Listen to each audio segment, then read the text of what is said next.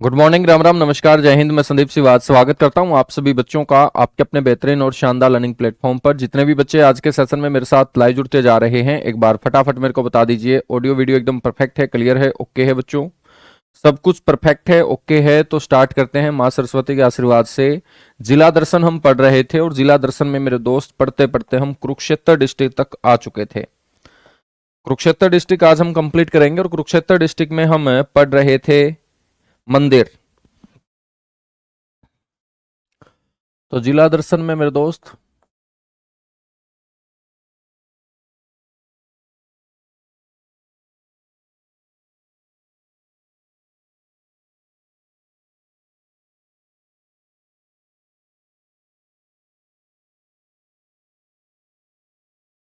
Kurukshetra district हमारा चला हुआ था।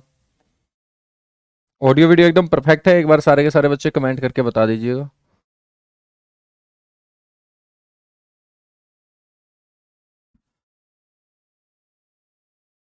और कुरुक्षेत्र में हम पढ़ रहे थे प्रसिद्ध मंदिर। तीन चार मंदिर मैंने आप लोगों को बता भी दिए थे बच्चों।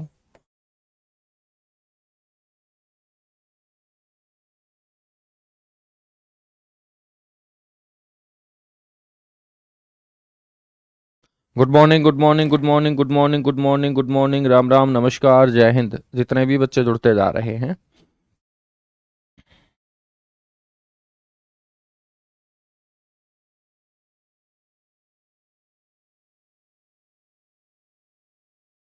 जो दो तीन मंदिर बताए थे उनके अलावा आपको बाकी और मंदिर मैं कवर करा रहा हूं। जैसे यहां पर रानी अदिति का मंदिर है।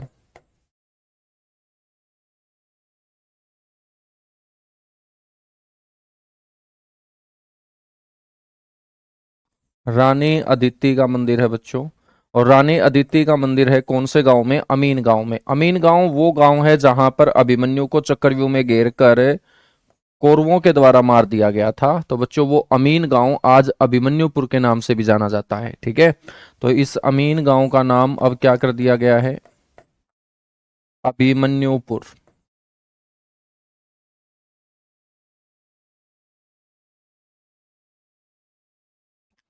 इसके बाद है बच्चों मार्कंडेश्वर मंदिर।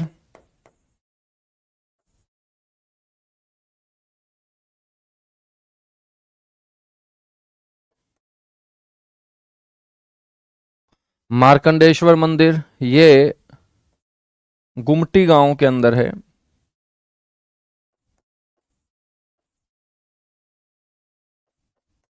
कुरुक्षेत्र जिले का कौन सा गांव?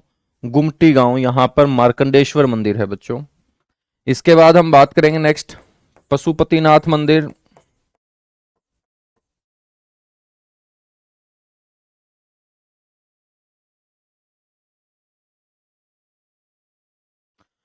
पशुपतिनाथ मंदिर ये कहाँ है? कुरुक्षेत्र में है।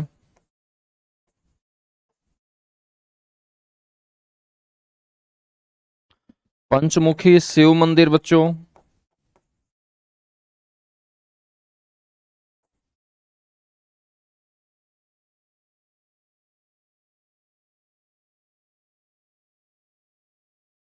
तो पंचमुखी शिव मंदिर कहाँ है? ये पेहवा में है। पेहवा कुरुक्षेत्र के अंदर पंचमुखी शिव मंदिर है। बिड़ला मंदिर,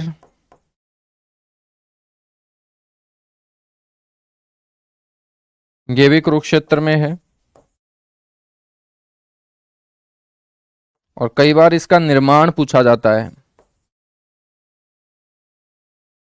कि भाई इसका निर्माण किसने करवाया था? तो 1952 1952 में जुगल किशोर बिड़ला के द्वारा।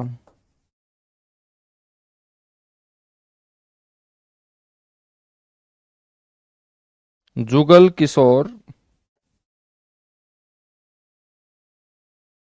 बिड़ला द्वारा बच्चों ये मंदिर जो है वो बनवाया गया था। बिड़ला मंदिर एक ऐसा मंदिर भी है जहां पर गीता के सारे श्लोक जो हैं वो लिखे गए हैं, तो ये भी याद रखें। गीता के सभी श्लोक, गीता के अंदर श्लोकों की जो संख्या है वो 700 है।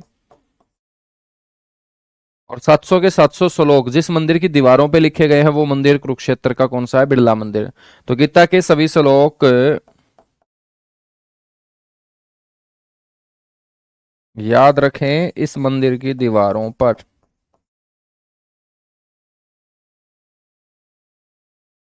ठीक है भाई, इस मंदिर की दीवारों पर लिखे गए हैं। बच्चों बिरला मंदिर के बाद नेक्स्ट हम बात करेंगे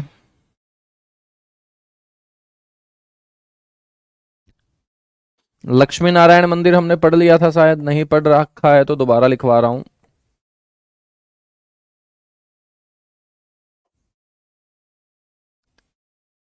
यह भी कुरुक्षेत्र में है लक्ष्मी नारायण मंदिर।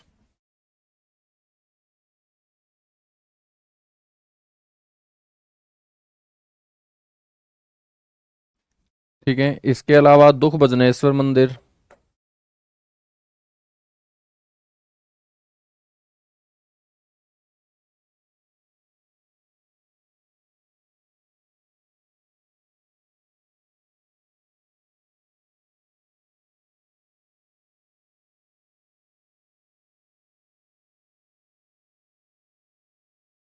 ये भी कहाँ है? कुरुक्षेत्र के अंदर है।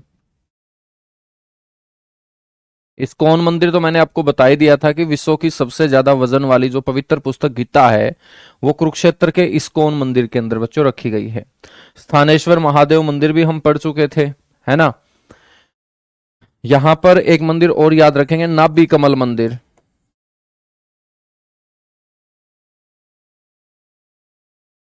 भगवान विष्णु और भगवान ब्रह्मा को समर्पित नाभि कमल मंदिर कहाँ है बच्चों? कुरुक्षेत्र में ही है। ठीक है, तो किसको समर्पित है ये? भगवान विष्णु और भगवान ब्रह्मा को।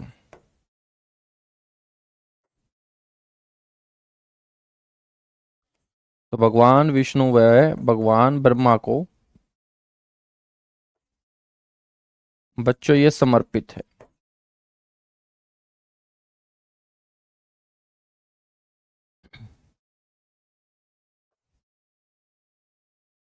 इसके अलावा बच्चों यहां पर चंद्रकूप मंदिर याद रखेंगे आप लोग।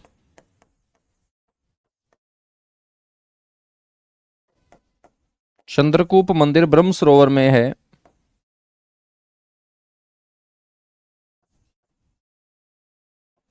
कुरुक्षेत्र।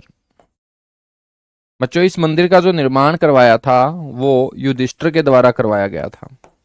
तो एग्जाम में इसका निर्माण भी पूछा जाता है कि चंद्रगुप्त मंदिर का निर्माण किसने करवाया था। तो बच्चों आपको बोलना है युधिष्ठिर के द्वारा।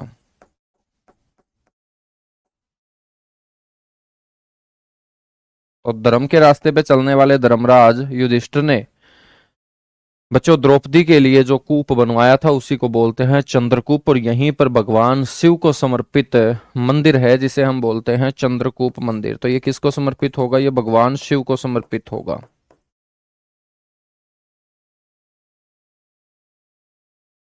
तो ये किसको समर्पित है सर? भगवान शिव को ये समर्पित है। ठीक है, मंदिर के बाद हम बात करें यहां पर कौन कौन से प्रसिद्ध मेले लगते हैं।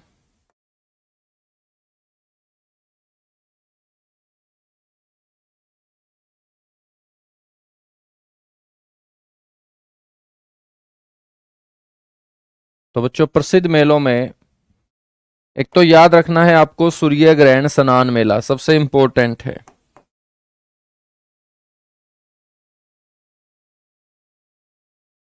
अमावस्या के दिन लगने वाला सूर्य ग्रहण, और सूर्य ग्रहण के ऊपर जाके लाखों की संख्या में श्रद्धालु यहां स्नान करते हैं जिसको हम बोलते हैं सूर्य ग्रहण स्नान मेला। और ये कहाँ? ये ब्रह्म सरोवर।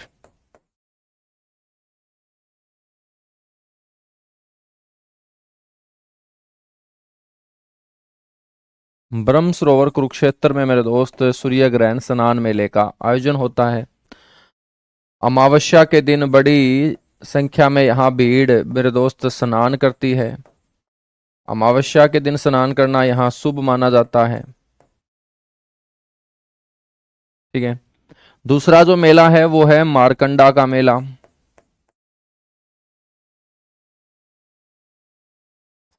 बच्चों नदी का नाम मारकंडा आपने सुना ही होगा। उस नदी के किनारे मारकंडा का जो मेला है ये शाहाबाद कुरुक्षेत्र में लगता है।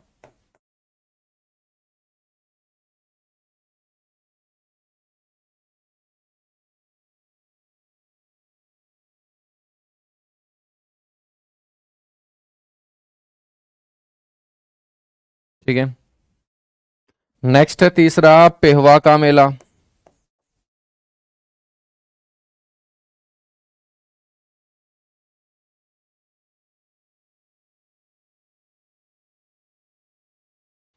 ठीक है। पेहवा का मेला, तो पेहवा का मेला कहाँ लगता है? पेहवा में लगता है। पेहवा का मेला बच्चों कहाँ लगता है? पेहवा में लगता है। ठीक है। तो ये तीन ही मेले आप लोगों को यहां पर याद रखने हैं। कुरुक्षेत्र के अंदर मंदिर बहुत ज्यादा है, धार्मिक तीर्थ स्थान बच्चों बहुत ज्यादा है।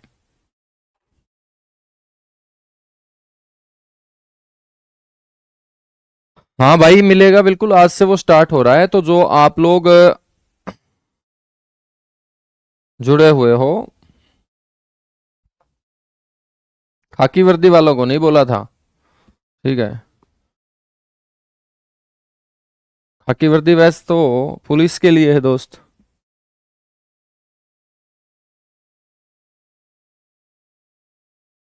मेलों के बाद हम बात करते हैं यहां पर धार्मिक तीर्थ स्थानों की।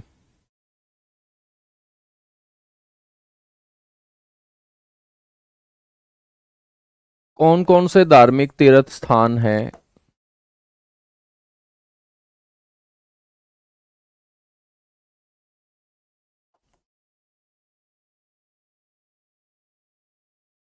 बच्चों कुरुक्षेत्र में सबसे पहले तो हम बात करते हैं यहां पर बने हुए सरोवर। और सबसे पहला ही सरोवर है बच्चों जो काफी पॉपुलर भी है और बड़ा धार्मिक भी है, ब्रह्म सरोवर।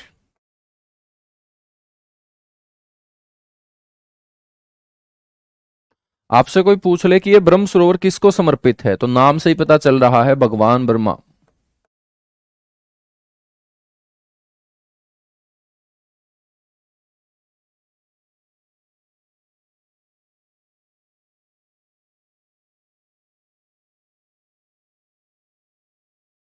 भगवान ब्रह्मा को बच्चों क्या है? समर्पित है। ठीक है। हम बात करेंगे इसकी सबसे पहले जो खुदाई है वो किसने करवाई थी।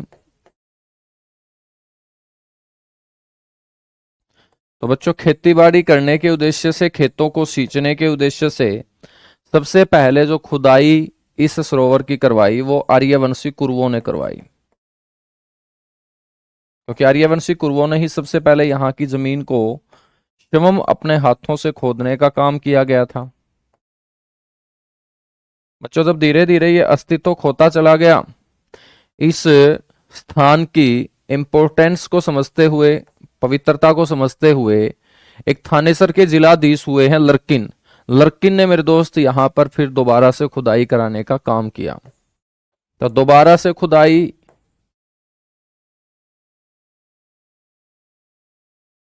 इस सरोवर की दोबारा से खुदाई आपसे पूछ ले तो आप बोलेंगे थानेसर के जिलाधीश।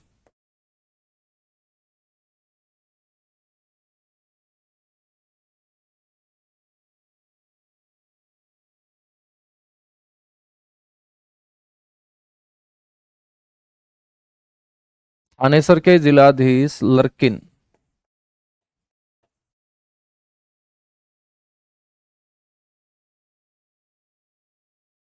तो बच्चों थानेसर के जिलाधीश लरकिन के द्वारा जो है वो दोबारा से खुदाई करवाई गई। हम यहां पर बात करें मेरे बच्चों कि वर्तमान स्वरूप देने का श्रेय हम, जो आज ये पक्की ईंटों से बना हुआ है, तो इसको पक्की ईंटों से बनवाने में सबसे बड़ी भूमिका किसने निभाई है? वर्तमान स्वरूप देने का श्रेय किसे जाता है? तो ये जाता है बच्चों गुलजारी लाल नंदा को, जिनको कुरुक्षेत्र का वास्तुकार भी कहा जाता है, आर्किटेक्ट ऑफ कुरुक्षेत्र। गुलजारी लाल नंदा को क्या बोला जाता है बच्चों? ये ध्यान रखिएगा, कुरुक्षेत्र का वास्तुकार भी इन्हें कहा जाता है।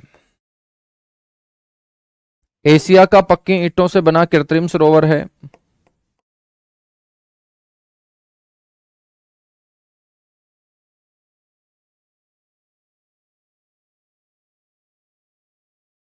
पक्की ईंटों से बना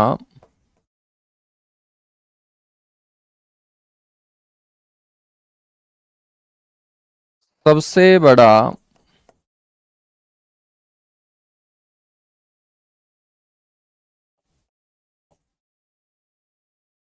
मेरे बच्चों कृत्रिम सरोवर है। ठीक है, तो ये भी याद रखना है। हम बात करेंगे आईने अकबरी की।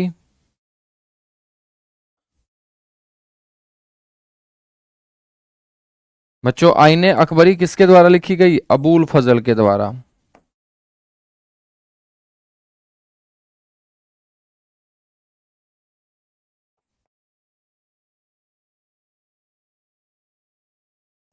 ठीक है, तो आईने अकबरी में ब्रह्म सरोवर को क्या बोला गया है? आईने अकबरी के अंदर ब्रह्म सरोवर को लघु रूप सागर बोला गया है बच्चों, यानी कि छोटा समुद्र।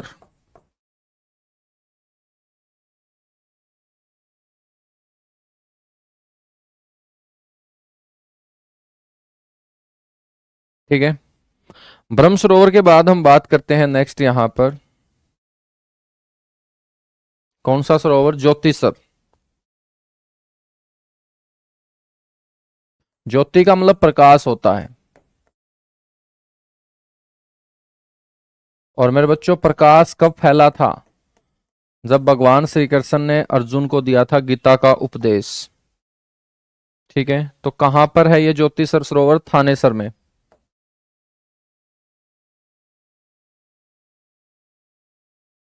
और ये स्थान कौन सा है? ये स्थान वो स्थान है जहां भगवान श्री कृष्ण ने अर्जुन को गीता का उपदेश दिया था। भगवान श्री कृष्ण ने अर्जुन को बरगद के पेड़ के नीचे, बरगद या बोल सकते हैं वट वृक्ष,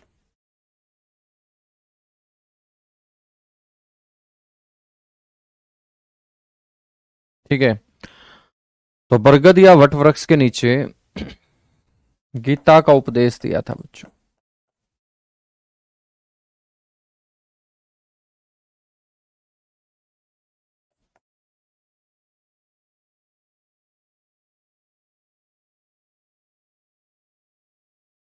ठीक है, तो भगवान श्री कृष्ण ने अर्जुन को बरगद वट वृक्ष के नीचे गीता का उपदेश दिया था। उस जगह को हम बोलते हैं ज्योतिसर सरोवर। हम बात करें बच्चों इस सरोवर की लंबाई और जो चौड़ाई है, तो इस सरोवर की लंबाई बताई गई है 1000 फीट और चौड़ाई बताई गई है 500 फीट।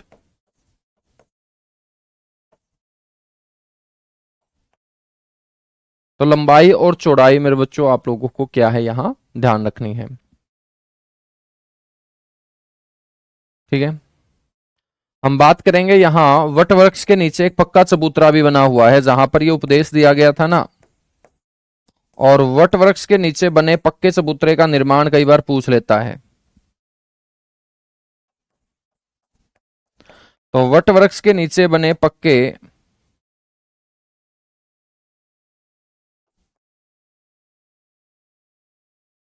चबूतरे का जो निर्माण है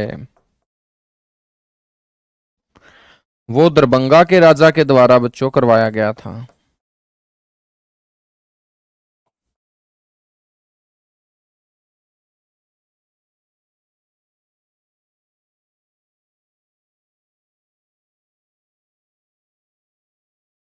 ठीक है, तो ज्योतिषर सरोवर से ये 4 पॉइंट आपको याद रखने हैं। ज्योतिषर सरोवर के बाद मेरे बच्चों हम बात करेंगे यहां पर और धार्मिक तीर्थ स्थानों की, जिसमें हम बात करेंगे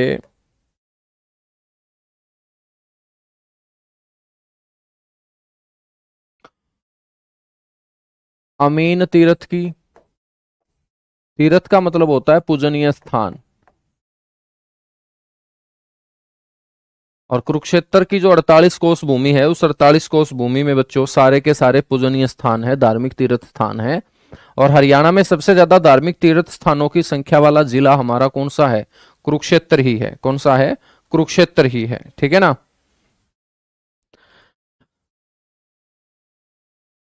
बच्चों अमीन तीर्थ अमीन गांव में है,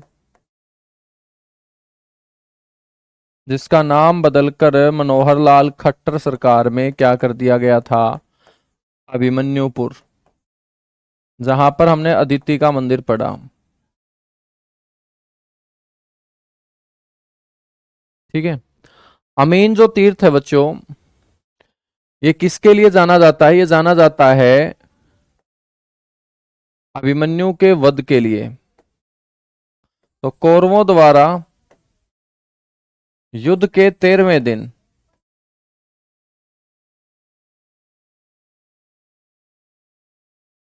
कौरवों द्वारा युद्ध के 13वें दिन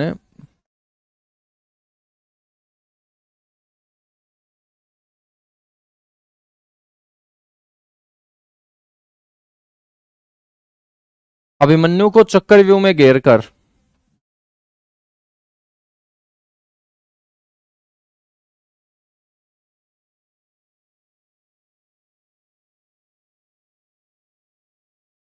बच्चों मारा गया था।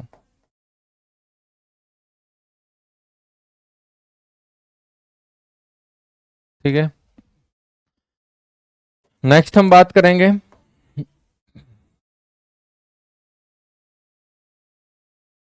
बाणगंगा तीर्थ,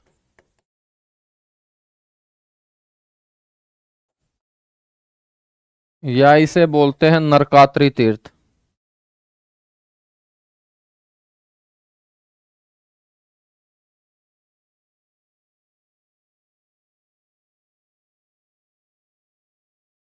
ठीक है।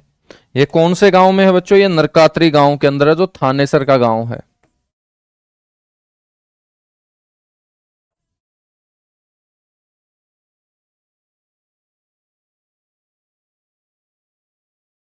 नरकात्री गांव थानेसर। ठीक है। बच्चों बाण गंगा, तो शब्द से ही पता चल रहा है कि बाण चलाकर जलधारा निकाली गई होगी, क्योंकि यहां गंगा का मतलब है गंगा पुत्र के लिए जलधारा। और गंगा पुत्र कौन थे? भीष्म पितामह। और भीष्म पितामह आप लोगों ने देखा भी होगा महाभारत सीरियल में, कि जब वो तीरों के ऊपर लेटे होते हैं तो पीने के पानी की इच्छा जताते हैं। और बच्चों युद्ध चल रहा था, वहां पानी कौन लेके आता? तो फिर अर्जुन ने, मेरे दोस्त, क्या किया था? इस गांव की धरती में बाण चलाया था, और बाण चलाकर एक जलधारा निकाली थी। और निकली हुई वो जलधारा धरती से सीधे बच्चों भीष्म पितामह के मुंह में गई थी। और भीष्म पितामह की प्यास बुझाने का काम यहां पर अर्जुन ने धरती में बाण चलाकर गंगा की जलधारा निकालकर किया था। तो जिस गांव में ये बाण चलाया गया था, उस गांव को नरकात्री तीर्थ बोलते हैं। ठीक है। तो ध्यान रखना है, अर्जुन द्वारा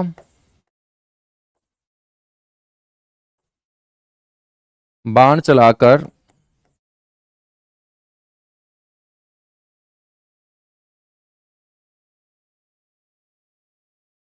धरती से जलधारा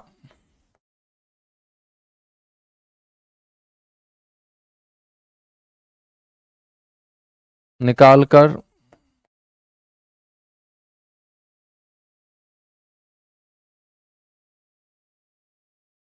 बच्चों भीष्म पितामह की प्यास जो है वो बुझाई गई थी।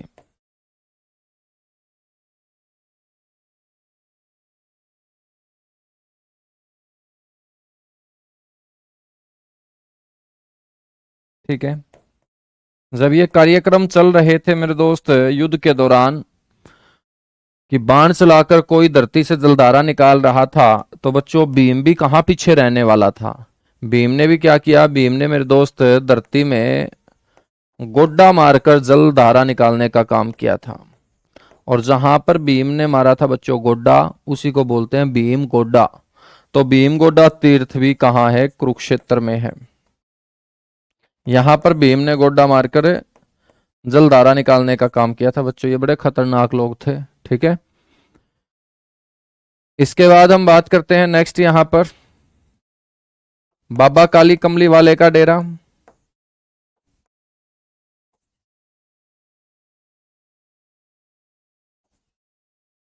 बाबा काली कमली वाले का डेरा।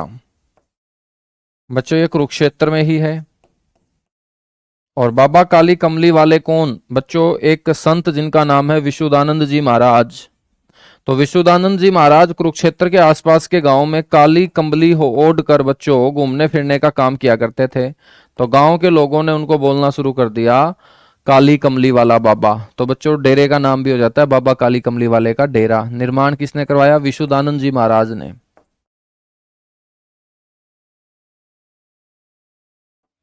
विशुनानंद जी महाराज द्वारा बच्चों ये डेरा बनवाया गया। ये आप लोगों को ध्यान रखना है, ठीक है। उसके बाद हम बात करेंगे, यहां पर है कमलनाथ तीर्थ। कमल के ऊपर बैठे हुए आपको कौन से भगवान नजर आएंगे? भगवान ब्रह्मा। क्योंकि भगवान ब्रह्मा का उत्पत्ति स्थल कौन सा है? कमल का फूल है। तो कमलनाथ तीर्थ किससे संबंधित होंगे? भगवान ब्रह्मा से संबंधित होंगे।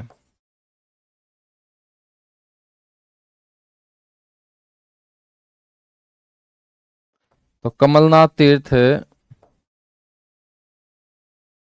बच्चों भगवान ब्रह्मा से संबंधित है। यहीं पर एक और तीर्थ है जिसे बोलते हैं नाभि कमल तीर्थ।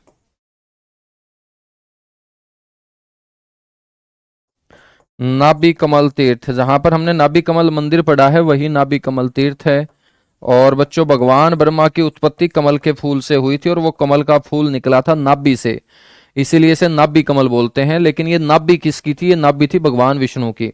तो इसलिए बच्चों भगवान ब्रह्मा और विष्णु दोनों से संबंधित होगा ये आपका स्थान नाभि कमल तीर्थ। तो भगवान ब्रह्मा व विष्णु से ये क्या है? संबंधित है। भगवान ब्रह्मा और विष्णु से ये क्या होगा? संबंधित होगा। ठीक है ना? कीजिएगा भाई, फटाफट नोट कीजिएगा।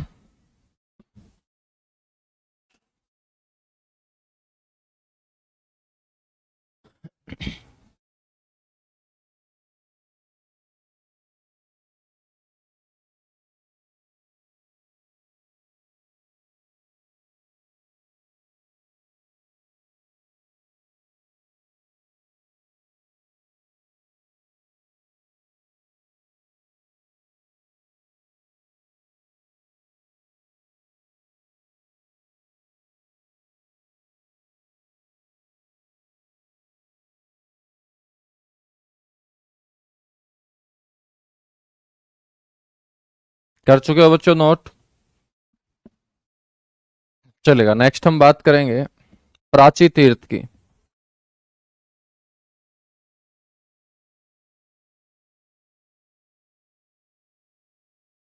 तो अगला जो तीर्थ है मेरे बच्चों वो याद रखना है प्राची तीर्थ।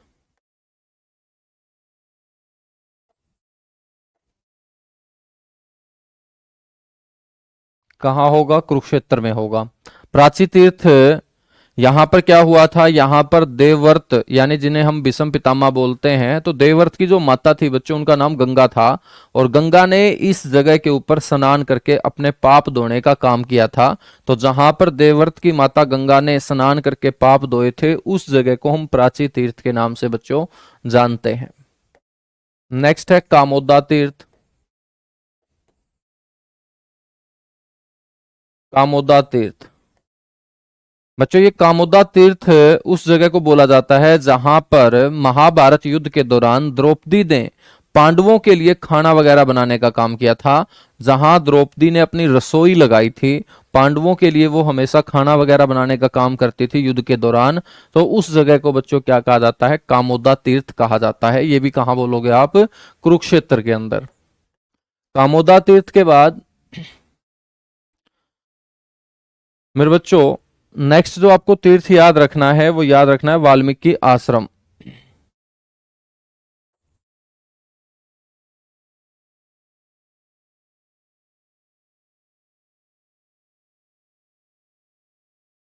ठीक है, वाल्मीकि आश्रम। तो ये लक्ष्मण दास गिरी महाराज से संबंधित है। लक्ष्मण दास गिरी महाराज ने यहां पर जीवित समाधि लेने का काम किया था। तो उस जगह को हम बोलते हैं बच्चों वाल्मीकि आश्रम। तो याद रखना है लक्ष्मण दास गिरी महाराज द्वारा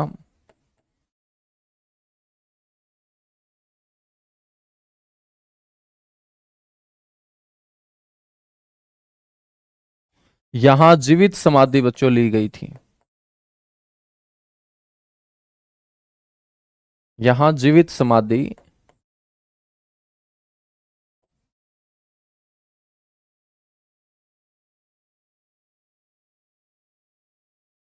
ली गई थी, उसे हम क्या बोलते हैं, वाल्मीकि आश्रम बोलते हैं। ठीक है, इसके बाद हम बात करेंगे सनहित।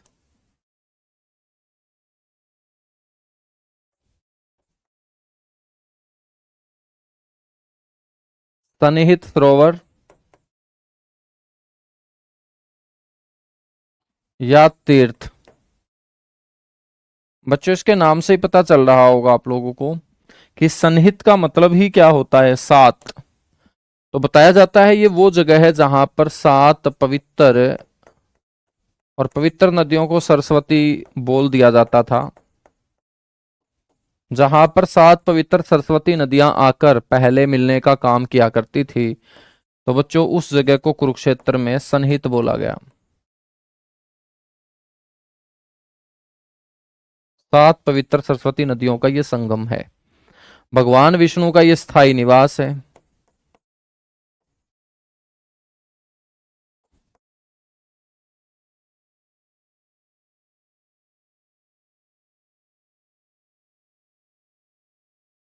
ठीक है, बताया जाता है इस सरोवर के अंदर स्नान करने से यदि 3 दिन व्यक्ति वहां रहकर स्नान कर ले, तो भटकती और दुखी आत्माओं को क्या मिल जाती है बच्चों, शांति मिल जाती है। तो भटकती और दुखी आत्माओं को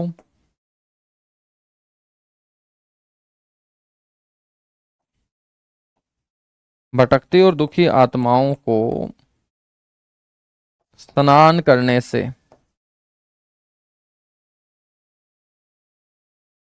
क्या मिलती है बच्चों, यहां शांति मिलती है। तो मेरे अकॉर्डिंग एक बार इस सरोवर में नहा के आना चाहिए सभी को, है ना। क्योंकि मैं क्लास में भी देखता रहता हूँ बहुत सारी दुखी आत्माएं हैं। तो उन दुखी आत्माओं को शांति कब मिलेगी बच्चों, जब इस सरोवर में 3 दिन वो क्या करके आएंगे, स्नान करके आएंगे। तो इसे बोलते हैं सन्निहित सरोवर। ठीक है, तो ये आप लोगों को ध्यान रखने हैं जितने भी मैंने आप लोगों को बताए यहाँ धार्मिक तीर्थ स्थान। एक और पेपर में क्वेश्चन पूछा गया यहां से गौड़ीय मठ को लेकर, कि गौड़ीय मठ कहाँ है। तो आपको बोलना है कि गौड़ीय मठ भी धार्मिक तीर्थ स्थान है कुरुक्षेत्र में, और ये संबंधित है बंगाली साधुओं से। बंगाली साधु सारा दिन यहाँ भगवान श्री कृष्ण की भक्ति में डूबे रहते हैं। तो बंगाली साधुओं द्वारा यहाँ पर बच्चों हरे कृष्णा नाम का कीर्तन किया जाता है।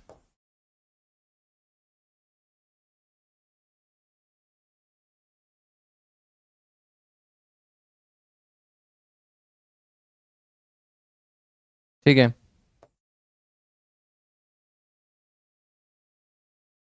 तो ये आपको ध्यान रखना है, बंगाली साधुओं के द्वारा हरे कृष्णा कीर्तन यहाँ किया जाता है। याद रखोगे सारे के सारे बच्चे। ठीक है भाई, इसके बाद हम बात करते हैं यहाँ पर पर्यटन स्थलों की। कौन कौन से धार्मिक पर्यटन स्थल हैं, धार्मिक तो मैं बता ही चुका हूं आपको, ये सारे के सारे धार्मिक पर्यटन स्थल ही थे। तो धार्मिक को छोड़ के बाकी जो हमारे पर्यटन स्थल हैं वो कौन कौन से हैं।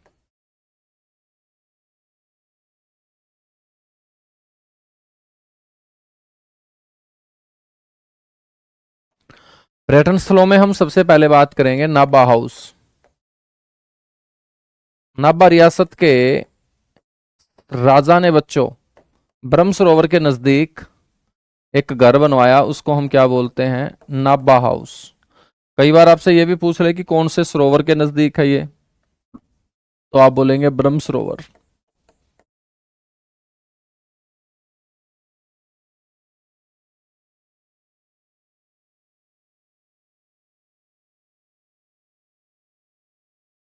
ठीक है, ब्रह्म सरोवर के निकट और क्या है बच्चों, यहां श्री कृष्णा म्यूजियम है।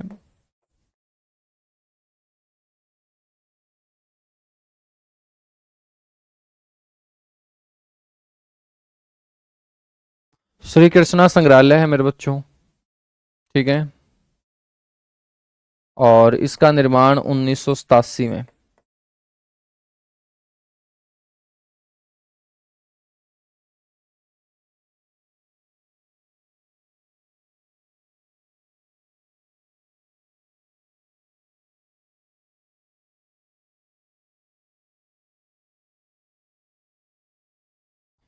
बच्चों हम बात करेंगे यहाँ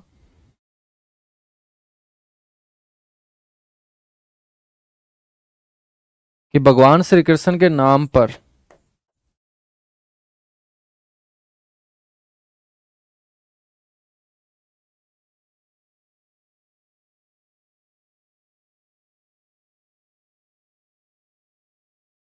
तो भगवान श्री कृष्ण के नाम पर यह भारत का सबसे बड़ा म्यूजियम है।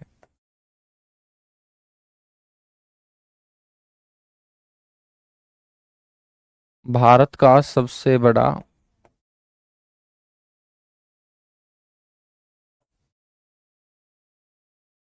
क्या है दोस्त, ये म्यूजियम है। ठीक है, तो भगवान श्री कृष्ण के नाम पर भारत का ये सबसे बड़ा म्यूजियम है।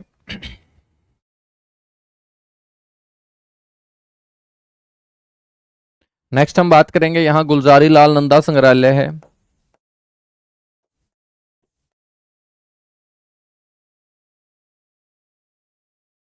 म्यूजियम सबसे ज्यादा बच्चों कुरुक्षेत्र में ही है।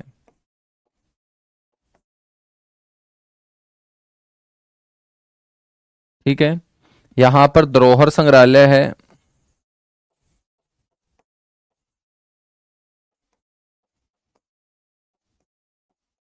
धरोहर संग्रहालय कुरुक्षेत्र यूनिवर्सिटी में है बच्चों।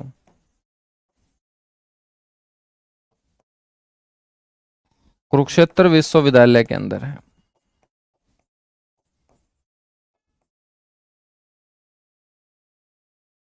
ठीक है, हम बात करेंगे यहाँ हस्तलिखित संग्रहालय है।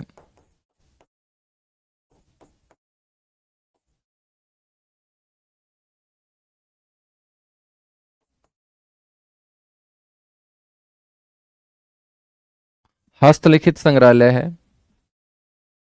बच्चों, ये भी कुरुक्षेत्र विश्वविद्यालय में है। और हस्तलिखित का मतलब है हाथों से लिखी गई जो भी चीजें हैं, पवित्र किताबें हैं, बड़े बड़े ग्रंथ हैं, वो यहाँ पर बच्चों स्थापित हैं।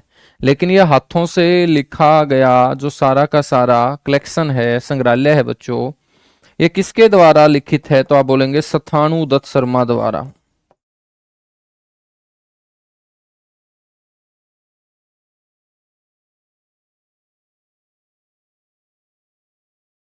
तो स्थानु दत्त शर्मा के द्वारा हस्तलिखित म्यूजियम कहाँ है? कुरुक्षेत्र विश्वविद्यालय। ठीक है, इसके अलावा हम बात करेंगे पिपली चिड़ियाघर है बच्चों।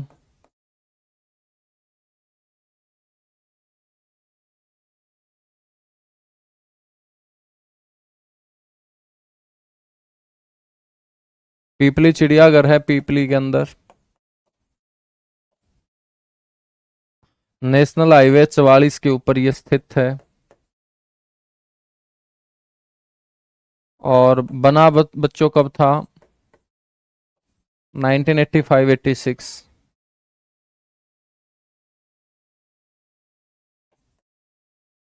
1985-86 के अंदर ये बना था। ठीक है, पिपली चिड़ियाघर। नीलकंठी धाम है बच्चों यहाँ।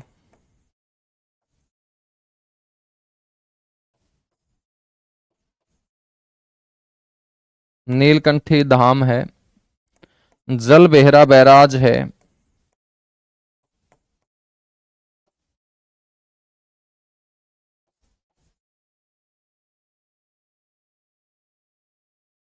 मारकंडा नदी पर।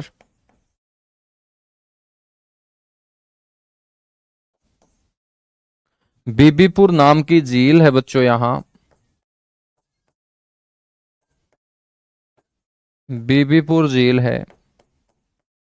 बीबीपुर झील के अलावा यहाँ सेनिसा झील है, जहां पर मारकंडा नदी अपना अधिकतर पानी गिराती है। उस झील को हम बोलते हैं सेनिसा झील।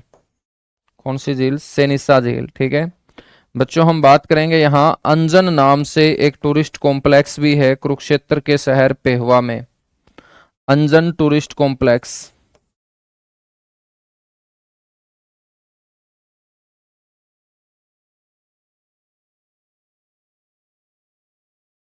ठीक है, ये कहाँ है? ये पेहवा में। पेहवा कुरुक्षेत्र के अंदर। कीजिएगा फटाफट नोट, और नोट करने के बाद बच्चों लिखिएगा डन। इसके बाद हम कुछ और पर्यटन स्थल हमारे बचते हैं, जैसे कल्पना चावला तारामंडल है, पनोरमा केंद्र है। ठीक है, इनको भी कंप्लीट करते हैं। बड़ा डिस्ट्रिक्ट है कुरुक्षेत्र, और कुरुक्षेत्र से क्वेश्चन पूछा ही पूछा जाता है, हर हाल में पूछा जाता है, तो कुरुक्षेत्र को बहुत ध्यान से आप लोग पढ़ें।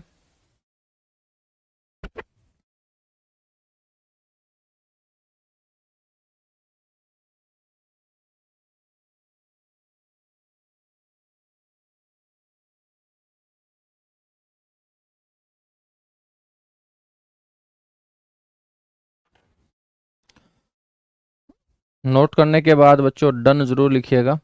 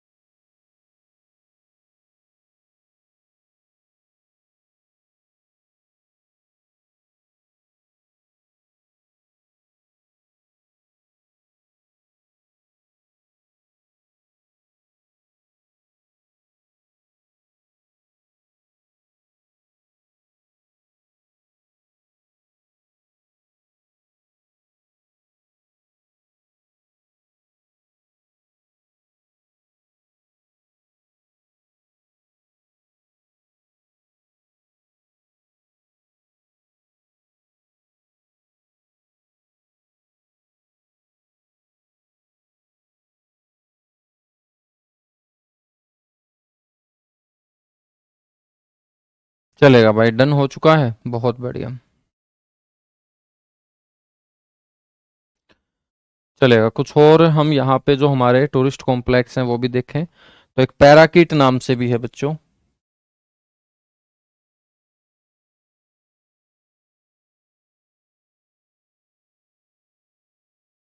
पैराकीट पर्यटन स्थल।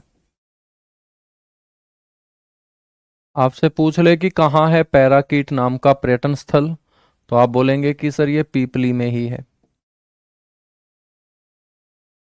कहाँ है? पीपली के अंदर। पनोरमा है बच्चों, यहाँ पनोरमा ब्रह्म सरोवर के निकट है पनोरमा, जहां महाभारत के युद्ध को वैज्ञानिक दृष्टिकोण से बच्चों दिखाया गया है, उस जगह को हम पनोरमा बोलते हैं। कल्पना चावला तारामंडल है।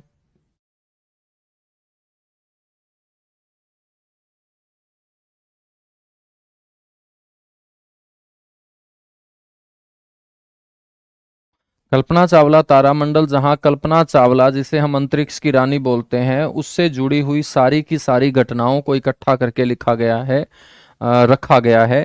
तो बच्चों कल्पना चावला तारामंडल जो है ना, ये वर्ष 2007 में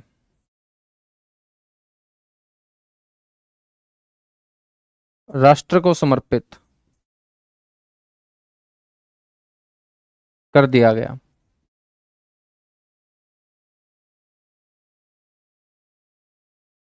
ठीक है, तो 2007 में इसे राष्ट्र को समर्पित कर दिया गया था। ये कल्पना चावला तारामंडल भी आप लोगों को ध्यान रखना है।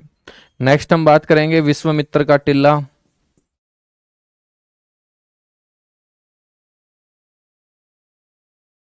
कुरुक्षेत्र के अंदर विश्वामित्र का टिल्ला याद रखना है। राजा हर्ष का टिल्ला याद रखना है।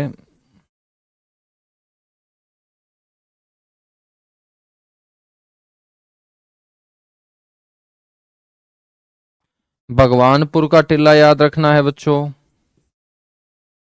भगवानपुर गांव का नाम है जिसको बागपुर के नाम से भी जाना जाता था। तो भगवानपुर या बागपुर का टिल्ला।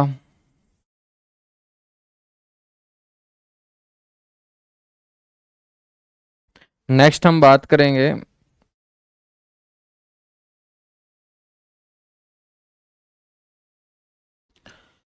यहां पर राजा कर्ण का किला या टिल्ला भी है।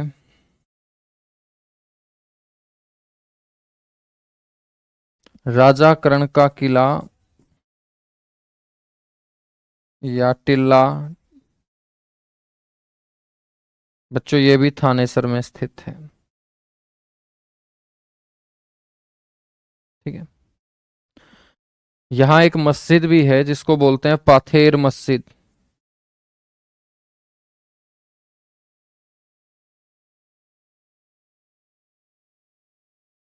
पाथेर मस्जिद भी कहाँ है बच्चों? थानेसर के अंदर है पाथेर मस्जिद।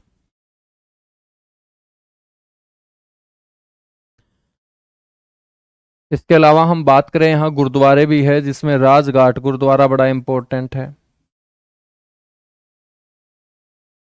और आपसे कोई पूछ ले कि राजघाट गुरुद्वारा किसको समर्पित है, तो सिखों के जो 10वें गुरु हुए हैं, सिखों के 10वें गुरु कौन हुए हैं बच्चों? गुरु गोविंद सिंह जी। ठीक है। तो उन्हीं के सम्मान में यहाँ गुरुद्वारा बना हुआ राजघाट गुरुद्वारा। एक गुरुद्वारा है छठी पातशाही।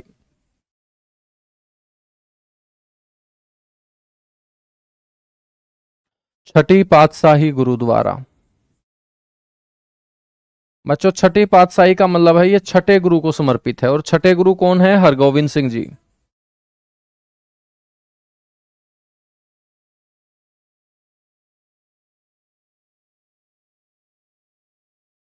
छठे गुरु कौन है? हरगोविंद सिंह जी। उनको समर्पित है बच्चों छठी पातशाही।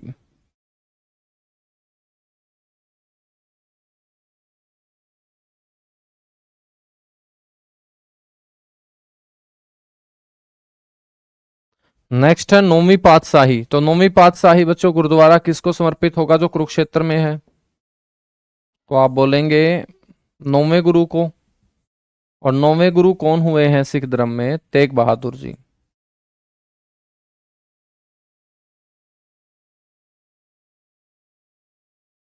नौवें गुरु कौन हुए हैं? तेग बहादुर जी। उनको समर्पित है मेरे बच्चों नौवीं पातशाही गुरुद्वारा। ठीक है। तो छठी पातशाही गुरुद्वारा, नौवीं पातशाही गुरुद्वारा। एक और बच्चों हम यहां पर कवर करें तो एक मकबरा है यहां, शेख चिल्ली का मकबरा।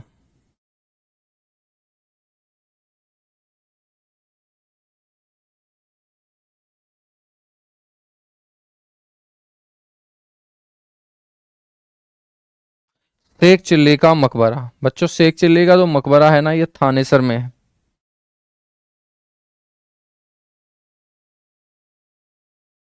ठीक है। इनका जो वास्तविक नाम रहा है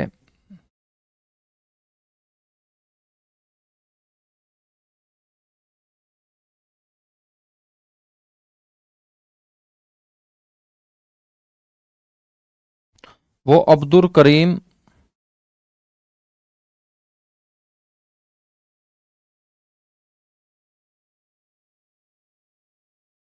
या अब्दुल रज्जाक रहा है। बच्चों बात करें तो ये किसके धर्मगुरु थे? ये शाहजहां और उनका जो बड़ा बेटा था बच्चों दारा सिको। दारा सिको हरियाणा में ही रहता था, पलवल में। तो शाहजहां व दारा सिको के धर्मगुरु रहे हैं बच्चों शेख चिल्ली। जब थानेसर एक बार घूमने के लिए आए थे और यहीं पर इनकी मृत्यु हुई, तो यहीं पर मेरे दोस्त मकबरे का निर्माण करवा दिया गया था। दारा सिकोह के द्वारा बच्चों ये मकबरा बनवाया गया था। ठीक है बच्चों, ये मकबरा जो है ना, एक अंग्रेज इतिहासकार हुए डेविस राय।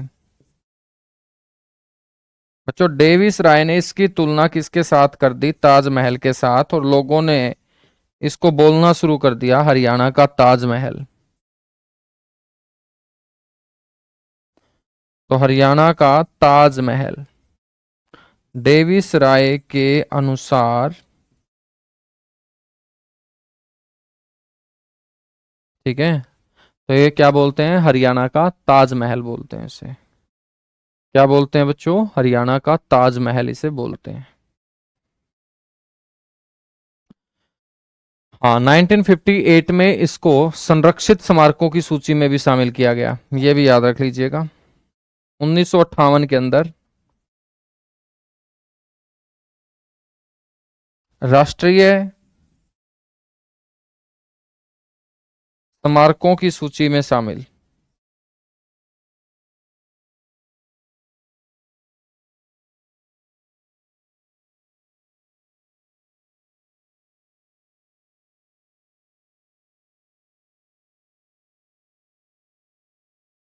राष्ट्रीय स्मारकों की सूची में बच्चों इसे शामिल किया गया था। ठीक है, तो आज के लिए इतना सा ही, बाकी मिलेंगे बच्चों हम कल की क्लास में, और कल भी आपकी इसी टाइम क्लास होगी सुबह 8 बजे। ठीक है, तो कल हम मिलेंगे और कल कुरुक्षेत्र को कंप्लीट करते हुए जो हरियाणा का सबसे बड़ा डिस्ट्रिक्ट है सिरसा, उसको पढ़ना स्टार्ट करेंगे।